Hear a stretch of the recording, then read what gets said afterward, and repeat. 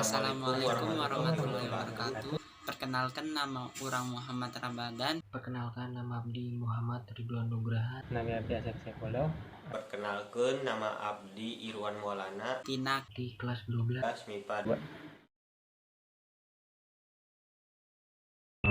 Wilujeng sumping para pamirsa kapanggih deui sareng Abdi Muhammad Ramadan dina acara ieu. Langsung bae pertanyaan kahiji. Tangkal cau anu leutik pakeneh pas engke gedena bakalan buahan atawa moal? Nya heueuh buahan. Salah. Nya moal pira aku tanggal jauh aya buahan. Nya tanggal jauh mah lamun geus gede mah jauhan lain buahan. Betul pisan. Ayeuna pertanyaan kedua. Lamun hayam berkokok berarti harimau? Eta mah gampang pisan atuh, nya harimau mengaung. Salah. Wah, si Dwi gagal ya. Hari mau pagi atuh. Betul. Ridwan menang poin 2. Langsung bae pertanyaan katilu. Aya hiji pamoro anu gede nembak manuk blekok anu ngajajar di tangkal buah aya 10 ekor. Pamoro eta terus nembak blekok eta benang hiji.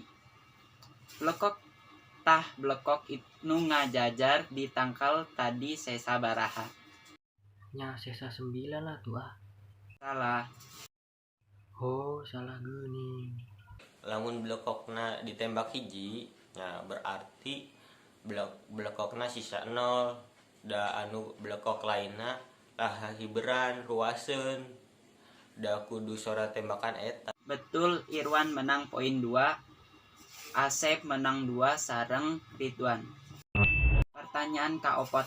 Lamun aya kebo keur puuf alias urang nempona kudu ti mana? Wah, ieu mah pengalaman Abdi. Nya tika jauhan atuh, lamun tika dekatan mah engke Abdi kena kebo. Betul, Asep menang 2, jadi totalna 4. Yeuna pertanyaan kalima ya. Hewan naon anu pangletik-letikna? Nya piraku teh nyaho Abdi geus di Banten sataun. Piraku teh bisa ngajawab pertanyaan ieu. Di Banten ente naon wae.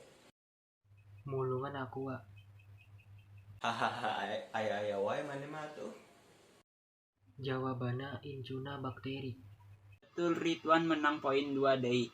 Jadi poin Ridwan sareng Asep sami.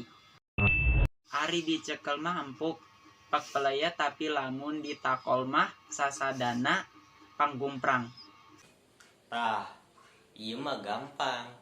Hayam di luhuran reum. Betul, Irwan, Asep sareng Ridwan sami poinna. Weh MC, nah tadi kes bonekanya. Boneka naon? Boneka binatang tongket. Haha. Hahaha, bisa wae Yeh, maneh olah sok ngomongkan batur.